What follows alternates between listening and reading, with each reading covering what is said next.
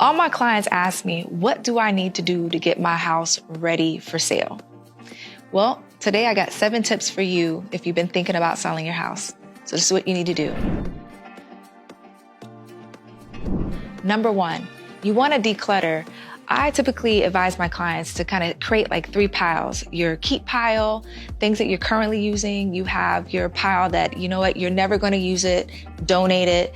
And then you have a pile that you can sell. And I highly recommend like Facebook Marketplace to my clients as like, you know what, you don't need this, sell it. And that could be seed money for things that you need to buy for staging or for just in general for your move. The second thing is that you want to coordinate with the movers or even move yourself and put your things in a storage facility. For example, again, with preparing your home for sale, you want to get as much furniture or things out of the house. A lot of people like to pile it up in their garage. I don't advise that because when people are looking at your house and they see a garage full of things, they can't see their cars. So let's just get stuff out the house in general. So there are moving companies out there that do have storage facilities. They can come, put your things in like 2 to 3 bins and hold it for a couple months.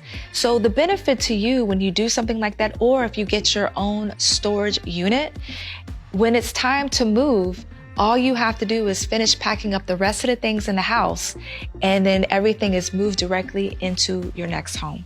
Number 3, you want to make the necessary repairs or updates in your home. I do highly recommend to do a pre-inspection on your home, whether you have your former home inspector or even a contractor come through and check out the major systems in your home, like your HVAC system, your hot water heater, even something like looking at the roof, just to make sure these are things that those prospective buyers are going to consider when they're looking at your home, and especially when you have a contract on it and they come and do home inspection. So why not go ahead and address these items right now? And that is what a good pre-inspection will do. It'll help you avoid any of those issues or any of that drama to even have to fix anything at that time. And also, you want to make the necessary updates or even renovations to your home. I always recommend that clients that have homes that are currently what we call resale versus new construction, I recommend my clients don't make their neighbors the competition, make the brand new home your competition. So you want to make sure that your home is looking like something that if somebody went into a model home, that the paint has that modern model home look, or the cabinetry is, if you don't replace your cabinets, that you at least paint it. You can paint it white or you can do a gray, something that's very trend right now. Even flooring, you want to update your flooring. So if you have hardwood, you can refurbish it, or you can even put down luxury vinyl plank. That's the new going thing because it's more durable for kids and for animals. So those are the things you even have to consider, and even fixtures, whether it's gold or brushed nickel, but those little details, whether you're spending a little bit or a lot to make that changes in your home, making the necessary repairs or improvements to your home can save you a lot of time and money. Number 4, you want to address curb appeal. So remember, when buyers are coming up to your home to see it for the first time, they're going to be looking at the curb appeal. So you want to make sure that your grass is freshly mowed, your bushes are trimmed, you have mulch where in the flower bed, and fresh flowers. That makes a big difference. And also, when they're coming up to your door, is your door looking old and dingy, or does it need a fresh coat of paint? And you need to consider the hardware as well. So if it's older hardware, make the investment. Go to Home Depot and replace the hardware, because again, that's the first impression. That's your curb appeal, and that is going to set the tone on what they can expect for inside of your house. Number 5, it's kind of a reminder, but again, I'm going to drive this point home. Remember to do a pre-inspection.